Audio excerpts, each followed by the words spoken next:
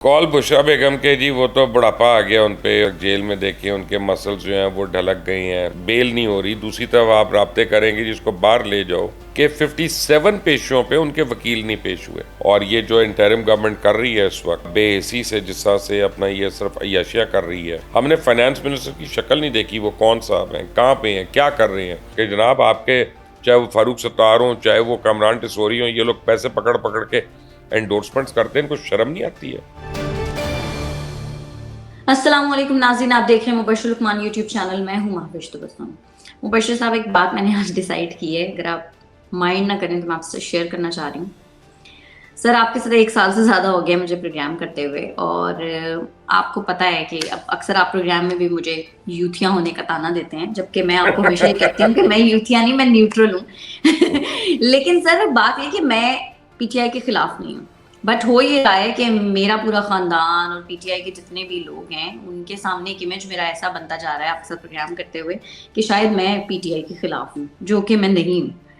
तो सर, मैं ये चाह रही हूँ कि मैं आप ही के प्लेटफॉर्म पे बात करूं। मैं पीटीआई के हक में बात नहीं करना चाहती, लेकिन मैं जो बहुत सारी बातें उनके खिलाफ होती हैं जो कि गलत हैं, जो मुझे लगता है कि वो ठीक नहीं है, मैं उनको डिफेंड करना चाहती हूँ। अगर आप अपना प्लेटफॉर्म मुझे दें इस चीज़ के लिए। Why not. देखिए, मैं आपको एक बात बताता हूँ कि तहरीक इंसाफ की हर बात तो गलत नहीं है, और उसकी जो मुखालिफ जमातें उनकी हर बात सही नहीं है। लेकिन हो क्या रहा है कि हमारे माशरे में पोलराइजेशन इतनी हो गई है कि कोई भी एक आदमी बात कर रहा हो तो हमने उसको लेबल लगाया होता है कि जनाब ये किस साइड का है, और फिर हमने डिसाइड कर लेते हैं कि हमने इसकी बात सुननी है कि नहीं सुननी है। मुझे किसी पीटीआई के सपोर्टर से कोई प्रॉब्लम नहीं है, सिवाय मुझे पीटीआई के उस सपोर्टर से प्रॉब्लम है जो नाज़िबा कलमात इस्तेमाल करे, गालम गलोच करे, जो इदारों को बुरा भला कहे, जो लोगों के नाम लेके उनको रगेदने की कोशिश करे। अगर आप उसके अलावा करती हैं और आप बड़ी पढ़ी लिखी बच्ची हैं तो और पीटीआई आप का हर माशाल्लाह सपोर्टर तो नाजेबा जुबान इस्तेमाल। नहीं करता, लेकिन बस हम भुगतते तो उन्हीं को है ना, नज़र तो हमें वही आते हैं ना। तो आप बिल्कुल हाजिर है आपके लिए, आप करें। हम बल्कि आप प्लेटफॉर्म की बात करिए, हम उसको सपोर्ट करेंगे, आपकी बात को, आपके आर्ग्यूमेंट्स को। हम्म। क्योंकि सर, वही वाली बात है कि हो ये रहा है कि मुझे बहुत सारे लोग, इवन मेरी फैमिली मेंबर्स, वो नहीं देखते हैं, वो सिर्फ ये सोचते हैं, उनको ये लगता है कि हम शायद अपने इस चैनल के ऊपर सिर्फ और सिर्फ होता पीटीआई के है, अगेंस्ट बात करते हैं, जबकि ऐसा होता है नहीं भाई। है। मैं उनको एक्सप्लेन करती हूँ कि हम पीटीआई के अगेंस्ट बात नहीं करते। इवन आप जिस भी जमात की, जिस भी बंदे में कोई मसला होता है, आप उसके बारे में बात करते हैं। लेकिन होता ये है कि लोगों को ऐसा लगता है कि हम अपनी सिर्फ और वो सिर्फ पीटीआई के हमें खिलाफ, खान के खिलाफ बात करते हमें जज वही अच्छा लगता है जो सिर्फ हमारे हक में फैसले दे, जो हमारे हक में ना दे उसको हम कुछ का कुछ कह देते हैं। तो आई थिंक कि अगर हम पढ़े लिखे आर्ग्यूमेंट्स कर सकें, और मैं भी और आप भी, तो और अगर आपने इंडिपेंडेंट करना है तो वो भी, तो बड़ी खुशाइन बात होगी। कम से कम लोगों को नज़र तो आए कि आप बगैर गाली दिए हुए अपनी आर्ग्यूमेंट जो है, पॉइंट ऑफ व्यू आगे बढ़ा सकते हैं। ट्रू। आई होप ऐसा हो। आपके लिए हाजिर है जी प्लेटफॉर्म महविश तबस्सुम। आपको मैंने बेटी कहा हुआ है तो एमी तो नहीं कहा हुआ। Thank you so much sir. अल्लाह करे कि अब मैं जो करूं आपको पसंद भी आ जाए, जो बात मैं करूं उसमें आपको कोई मसला ना उसके चांसेस कम है, लेकिन कोशिश करूंगा। हो। ऑब्वियसली सर, क्योंकि जाहिर है मैं बिल्कुल टोटली अगेंस्ट बात करूंगी। सर, अब पीटीआई के ही बारे में बात हो रही है तो अयाज सादिक साहब की बात करती हूँ। वो ये कहते हैं कि पीटीआई को फिर से लाने की बात करने वालों के ऊपर जमीन तंग कर देंगे। फजलुर रहमान साहब कहते हैं कि कठपुतली हुकूमत लाने वालों के खिलाफ जो है वो जमीन गर्म कर देंगे, जमीन तंग कर देंगे, इस तरह की बातें हो रही हैं। तो सर, हमारे यहाँ तो होता ये कि जो भी हुकूमत आती है उसको एस्टेब्लिशमेंट लेकर आती है, तो फिर ये किसको सुना रहे हैं? ये पीपल्स पार्टी को सुना रहे हैं, क्योंकि पीपल्स पार्टी के मतलब मैं और आप और काफ़ी लोग अब ये प्रिडिक्शन कर चुके हैं कि अगर पीपल्स पार्टी की 90 के करीब सीट्स आती हैं नेशनल असम्बली में, और तहरीक इंसाफ की फ़र्ज़ करें 40-50 आती हैं, तो पीएमएलएन से तो तहरीक इंसाफ ने अलाइंस करना नहीं है, ना पीएमएलएन ने उनसे करना है। तो पीपल्स पार्टी का अलाइंस उनसे बनता है, और पीपल्स पार्टी फिर इस्लाम वफाक में हुकूमत कर सकती है। तो वरना बात यह है कि ख्वाजा आसिफ से को पूछा ना कि जी, अगर तहरीक इंसाफ को फारिग ही करना था तो इतनी बड़ी एक्सरसाइज क्यों की थी? मुल्क ही बकी उधड़ गए। ये 1.5 साल गदर क्या मचाया गया, डॉलर जो है वो कहाँ पहुँच गया, हमारे कर्जे कहाँ पहुँच गए, इस्टेब्लिशमेंट के ऊपर इतना कीचड़ उछल गया, को गद्दार बन गया, को मीर सादिक बन गया, मीर जाफ़र बन गया, यही सब कुछ करना था। हमें ये पता है कि इलेक्शंस जब भी हों, ये एक हमारी टूटी फूटी असेंबली होगी, बड़ी फ्रेगमेंटेड सी पावर होगी लोगों की, तो अलाइंसेस से हुकूमत बननी है। तो मुझे पीपल्स पार्टी, पीटीआई, एमक्यूएम, बाप, इन सारों का, और एएनपी, इन सारों का, और आज़ाद उम्मीदवार भी आएंगे उसमें, मुझे कोई दूर की कौड़ी नहीं नज़र आती है। ये मुझे कोई ये होता हुआ नज़र आता है बाय द वे। सर मैं तो बस यही सोच रही हूँ खान साहब इस सारे मामले में कहाँ हैं? बकौल बुशरा बेगम के जी, वो तो बुढ़ापा आ गया उन पे, और उनको अपना इस वक्त जेल में देखिए, उनके मसल्स जो हैं वो ढलक गई हैं, और उनको ग़िज़ा सही नहीं, कीड़े हैं, मच्छर हैं, मक्खी है वहाँ पे। तो ये तो मैं तो सच है। हाँ। हाँ, तो असल में या तो बुशरा बेगम के घर में मक्खियाँ नहीं होती, या उनके घर में मच्छर नहीं होते, या उनके घर में सफाई का अपना, ख्याल रखा जाए तो इतनी मक्खियां तो नहीं होती हैं। नहीं अपना बात यह है कि एक जेल है ना माविश, एक हद तक रखा जा सकता है, और ज़्यादा बाकी बातें बना ले जिसने जितनी बातें बना ली हैं, ठीक है ना, ऐसी कोई बात नहीं है। और वो बुशरा बीबी एक आम औरत को अपील करी है कि देखो ये कितनी घर गृहस्थी है, मियाँ की सेहत की फिक्र कर रही है, ये वो, इससे ज़्यादा नहीं है, कोई उनको कोई ज़्यादा फिक्र नहीं है, टेंशन नहीं है। सर खान साहब की जो बहन है लीमा खान, वो ये कह रही है कि खान साहब को बाहर भेजने के लिए हमसे राब्ते किए गए। सर हम तो अब तक यही बातें सुनते आ रहे थे कि खान साहब ने खुद दरखास्त की है बाहर जाने के लिए, तो अब अलीमा खान साहिबा कुछ और कह रही हैं। सर आपको क्या लगता है, हकीकत क्या है? मैं आई डोंट डिसबिलीव अलीमा, क्योंकि मेरे पॉलिटिकल डिफरेंसेस तो अपनी जगह पे, लेकिन जनरली आई नो अलीमा, वो इतनी कोई गलत बातें नहीं करती, डिसऑनेस्ट नहीं है। वो मिसगाइडेड ज़रूर हो सकती हैं, but she is not dishonest person in that way. तो और अलीमा जो हैं वो अगर कह रही हैं कि हमसे राब्ते किए हैं, तो मुझे इसमें कोई दो राय नहीं है। फ़र्क ये कि राब्ता किसने किया, मेरा ख्याल है ये भी उनको बताना चाहिए, क्योंकि अगर तो उनका कहना है कि जी इस्टेब्लिशमेंट ने हमसे राब्ते किए, तो फिर उनको बिल्कुल एक्सपोज करना चाहिए, और फिर लोगों को भी पता चलना चाहिए कि भाई एक तरफ आप कह रहे हैं चोर है, मुजरिम में सजाएं मिल रही हैं, बेल नहीं हो रही, दूसरी तरफ आप राब्ते करेंगे जिसको बाहर ले जाओ, तो ये तो बहुत बड़ी कॉन्स्पिरेसी हुई फिर। तो ये भी एक्सपोज होनी चाहिए, और अगर ये नहीं करती फिर मुझे मजबूरन ये कहना पड़ेगा कि अलीमा सच नहीं बोल रही, फिर उस सूरत में मुझे मजबूरन ये कहना पड़ेगा। बहरहाल बात यह है कि कभी वो कहती हैं कि जी आ जाएँ, हमें पता चले वकील का पेट ख़राब हो गया, बड़ी तशवीश है इस बात की। अलीमा को शायद ये नहीं पता, वो पहली बार ही आई हैं हाई कोर्ट, कि 57 पेशियों पे उनके वकील नहीं पेश हुए, और ये पहली पेशी है जिसमें आज वो इलेक्शन कमीशन के वकील साहब जो हैं उनको फूड पॉइजनिंग हो गई, वो बीमार हैं, मेडिकल सर्टिफिकेट सब कुछ है, तो सिर्फ एक पेशी एक दिन आगे हुई है, उसे क़यामत नहीं आती। सर नवाज शरीफ साहब के हवाले से लंदन से एक और खबर आई है कि वो सितंबर नहीं बल्कि अक्टूबर में आएंगे पाकिस्तान, और 15 अक्टूबर जो है वो तारीख फिक्स हो गई है। सर अब आपको क्या लग रहा है कि ये वाकई फिक्स डेट है या फिर ये भी एक नई गोली है? मैंने तो आपको पहले सितंबर का भी कहा था कि गोली है। कायम है अभी तक अपनी बात।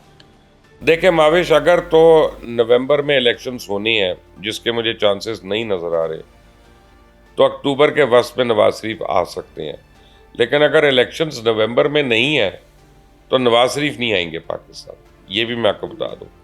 वो इलेक्शन से महीना पहले ही आएंगे, बस जब भी होने हैं। सर कब होंगे इलेक्शंस, मेरा तो क्वेश्चन ये है। मुझे अभी ये पूरा महीना जो है ना वो सितंबर का, वो मुझे लग रहा है कि इसमें लड़ाई झगड़े होंगे, इसमें फसाद भी होगा, और ये ज़्यादा देर नहीं खींचा जा सकेगा इलेक्शंस को दूर, ये कराने भी पड़ेंगे। तो और डिले हो अक्टूबर, सकती है लेकिन इतना नहीं। अक्टूबर नहीं, फरवरी मार्च में तो उससे ज़्यादा खींचना बहुत मुश्किल होगा। सर लतीफ़ खोसा साहब कह रहे हैं कि उनको साजिश के तहत लिफ्ट में फंसाया गया और हम वकला तहरीक शुरू करेंगे। सर आपको क्या लग रहा है, क्या वाकई कोई साजिश हुई थी? हाँ, असल में कोई भी आदमी मीडिया हाइप लेने के लिए इस तरह की बात कर सकता है। खोसा साहब तो हमारे दोस्त भी हैं, हमारे शफीक दोस्त हैं, लेकिन माजरत के साथ उस लिफ्ट के ऊपर लिखा हुआ है कि यह 10 अफराद के लिए है, और 19 अफराद उसमें घुस के शामिल हो गए, तो उसने लुकना ही था ना लिफ्ट ने, और उसके दरवाजे तोड़ के निकाला गया इन लोगों को। असूलन तो कोसा साहब समेत जितने लोग उसमें सवार थे उन सबको गिरफ्तार करके इनसे पैसे लेने चाहिए पूरी लिफ्ट के। उल्टा ये साजिश की बातें कर रहे हैं। लिफ्ट कभी साजिशों में, ये कोई 200 मंजिला बिल्डिंग थी जिसकी लिफ्ट जो थी वो अपना साजिश के तौर पर फंसा दी। 2 फ्लोर होगी मैक्सिमम, मैक्सिमम जो उधर नीचे जाना होगा। तो आप जब ज़्यादा बंदे चढ़ जाएंगे लिफ्ट पे तो यही होगा ना महावेश, और क्या होगा। पाकिस्तान में अक्सर लिफ्ट्स में मसला ही रहता है, और लिफ्ट वैसे अगर फंस जाए तो बात यह है कि पाकिस्तान में अक्सर अक्सर जो है वो लिफ्ट्स का एहतराम नहीं किया जाता कि जितनी उस पर कैपेसिटी लिखी होती है हमने कभी उसको देखा है। और बाय द वे वो अगर ताइवान की लिफ्ट है ना, वो 10 अफराद ताइवान के होंगे तो वो आप समझे कोसा साहब जैसे 5 लोगों को ही चढ़ना चाहिए उस पर, 19 को नहीं। ये तो है सर। कुछ इतलात के मुताबिक इलेक्शंस तो होंगे, लेकिन फैसला करने का जो इख्तियार है वो ना तो नवाज शरीफ साहब के पास होगा ना जरदारी साहब के पास, बल्कि कुछ नए चेहरे आएंगे, टेक्नोक्रेट भी शामिल होंगे और वही फैसले लेंगे। आपको लग रहा है ऐसा कुछ होगा? मेरा नहीं ख्याल, मैं ये टेक्नोक्रेट वाली बात से मैं नहीं एग्री करता, लेकिन मुझे ये लगता है कि जनाब दिसंबर तक इनको शेड्यूल देना पड़ेगा। इससे ज़्यादा ये प्रोलॉन्ग कर नहीं सकेंगे, वरना इनके हाथों पे बहुत मसाइल हैं। और ये जो इंटरिम गवर्नमेंट कर रही है इस वक्त बेहिसी से, जिस तरह से अपना ये सिर्फ अय्याशियाँ कर रही है, ये काफ़ी नहीं है। आप देखें डॉलर कहाँ से कहाँ चला गया, मईशत का क्या हाल हो गया। अभी तक एक कैबिनेट मीटिंग इसके ऊपर नहीं हुई है। कम से कम 3-4 तो हंगामी कैबिनेट मीटिंग्स हो जानी चाहिए थी। हमने फाइनेंस मिनिस्टर की शक्ल नहीं देखी, वो कौन साहब हैं, कहाँ पे हैं, क्या कर रहे हैं। उन्होंने कौम को एतमाद में ही नहीं लिया कि जनाब ये हमारी इकॉनमी क्यों इतनी ख़राब हो रही है, इसको अरेस्ट करने के लिए, इसको रोकने के लिए, इसको मज़ीद ढलान की तरफ जाने के लिए हम किस तरह से रोक सकते हैं। तो पता ही नहीं है किसी को, बस झंडे लगा के घूमी जा रहे हैं, घूमी जा रहे हैं। सर, बिजली के बिलों के खिलाफ पूरे मुल्क में एहतजाज हो रहा है, लोग खुदसोजी पर मजबूर हो गए हैं। एक तस्वीर है मेरे सामने और उसमें एक बुजुर्ग ने बिजली का जो अब खंबा है खन्ना पुल वाला, वहां से उन्होंने कूद कर खुदकुशी कर ली है। और सर, ये जो बिजली फराहम करने वाली टीम्स हैं, लोग उन पर भी हमलावर हो रहे हैं। हुकूमत खामोश है, क्यों? मैं वही तो कह रहा हूँ कि मुझे तो ये नज़र ही नहीं आ रहे वज़रा इंटरिम के कहीं पे। और हर रोज़ प्राइम मिनिस्टर आके कोई तकरीर करते हैं जिसका आम आदमी के मसाइल से कोई ताल्लुक ही नहीं है। वो अंग्रेज़ी बोल रहे होते हैं और कुछ इधर उधर की बातें करके निकल जाते हैं, सूट पहन के ये वो। अब लोगों को गुस्सा चढ़ना शुरू हो गया। अगर मैं अब सूट पहन के मैं वीलॉग कर रहा हूँगा ना तो गुस्सा चढ़ जाता है लोगों को कि यार इसका मतलब है ये एसी के अंदर बैठा और हमारे घर बत्ती भी नहीं आ रही। ये जो टेम्पर्स हो रहे हैं ना, ये बड़े खौफनाक टेम्पर्स हैं। अभी अल्लाह माफ़ करे लोग खुदकुशी कर रहे हैं। जिस दिन वो डर गए खुदकुशी करने से तो फिर और कितने लोग उनसे महफूज रहेंगे, ये अब दिनों की बात है। ये सर, सीरियसली लोग ना एग्जॉस्ट हो चुके हैं, अब लोगों का जो सब्र है ना खत्म हो गया है सर। लेकिन मुझे एक बात समझ नहीं आ रही है, कराची वालों के सारे मसाइल क्या खत्म हो गए हैं जो गवर्नर कराची लोगों को बता रहे हैं कि आप फलां सैलून से अपने बाल कटवाएं? देखिए मैंने ये देखा और जितनी स्टूपिड वीडियो हो सकती है ना, उसकी जितनी बुराई की जाए, जितना कंडेम किया जाए कामरान टिसोरी को, वो कम है। कामरान टिसोरी ने कुछ शुएब नामी सैलून वाला है, उसे पैसे पकड़ी हैं ऑब्वियसली, और पैसे पकड़ के स्क्रिप्ट सामने लिखा हुआ है, नज़र आ रहा है। हम तो यही काम करते हैं ना महावेश, तो हम लोगों को पता है कौन बगैर स्क्रिप्ट के बोल रहा है, कौन स्क्रिप्ट से बोल रहा है। वो सामने रखा हुआ है और वो कह रहे हैं कि देखें जी, वो आप जाएंगे, इनके बड़े सैलून्स हैं, आप सैलून में जाएंगे, शुएब साहब आपको मिलेंगे और आपकी खुद कटिंग करेंगे। तो हर सैलून में शुएब साहब होंगे। बात यह है कि कामरान टिसोरी ने को पैसे पकड़ लिए किसी से। मैंने कहा इन्फ्लुएंसर बन गए ना, क्योंकि आज नहीं, ज़रूर बने, लेकिन काश कामरान टिसोरी सिंध के इन्फ्लुएंसर होते, और काश कामरान टिसोरी जो है वो एनवायरनमेंट के इन्फ्लुएंसर होते, काश वो एनर्जी कंजर्वेशन के इन्फ्लुएंसर होते, काश वो पॉलीथीन बैग्स के ख़िलाफ़ कोई मुहिम करके उसके इन्फ्लुएंसर होते, काश वो दरख्त लगाने के कोई इन्फ्लुएंसर होते। मुझे ज़्यादा उनसे कोई अच्छी उम्मीदें तो थी नहीं कभी भी जब भी वो अपॉइंट हुए थे, लेकिन अब तो ये देखकर तो मुझे डिप्रेशन हुई है कि लोग मर रहे हैं, लोग खुदकुशियाँ कर रहे हैं, और ये अपने बाल जेल सेट करके बैठा हुआ और लोगों को बता रहा है, वो भी पैसे लेके ऑब्वियसली। आप पैसे लेंगे तो आप इस तरह का करेंगे ना आप मैसेज, और तो कोई नहीं है। ये आपको याद होगा, ये फारूक सत्तार साहब ने भी एक दफ़ा किया था और उन्होंने किसी के लिए किया था। तो टिसोरी साहब जो है इनके स्पॉन्सर तो फारूक सत्तार ही है ना MQM के अंदर, और MQM को और MQM की राब्ता कमेटी को इस बात का शदीद नोटिस लेना चाहिए।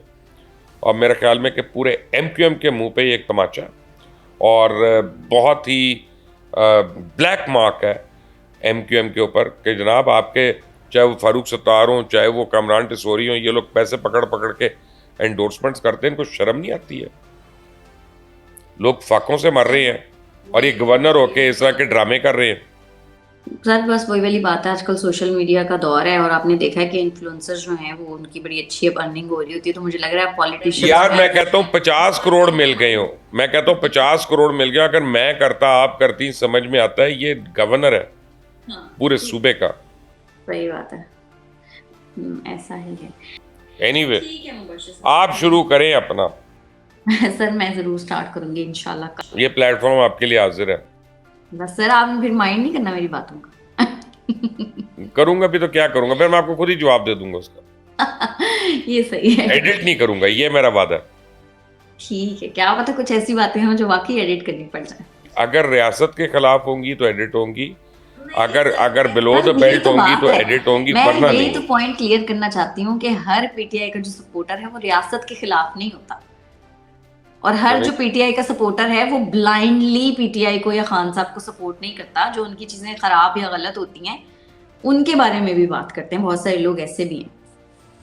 आप ऐसा करें, आप एक वो सफेद बुर्का पहन के शुरू कर दे, बड़ा हिट होगा। सर मैं सफेद बुर्का तब पहनूंगी जब अल्लाह मुझे हिदायत देगा, और अल्लाह करे कि कभी मुझे हिदायत आए और मैं वाकई में अपने आप को कवर करने लग जाऊं। लेकिन वही वाली बात है, बस अल्लाह जिसको हिदायत दे। लेकिन मैं प्रॉपर वो वाला बुर्का करूंगी ये। खैर मैं उनके बारे में कोई कुछ कहना नहीं चाहती। ठीक है मुबश्शिर साहब, बहुत शुक्रिया। नाज़रीन आज के प्रोग्राम से इतना ही। अगर आपको हमारी वीडियो पसंद आती है तो चैनल को करें लाइक, सब्सक्राइब और शेयर, और अपनी कीमती राय से हमें जरूर आगाह कीजिएगा। हमें इजाजत दें, अल्लाह के।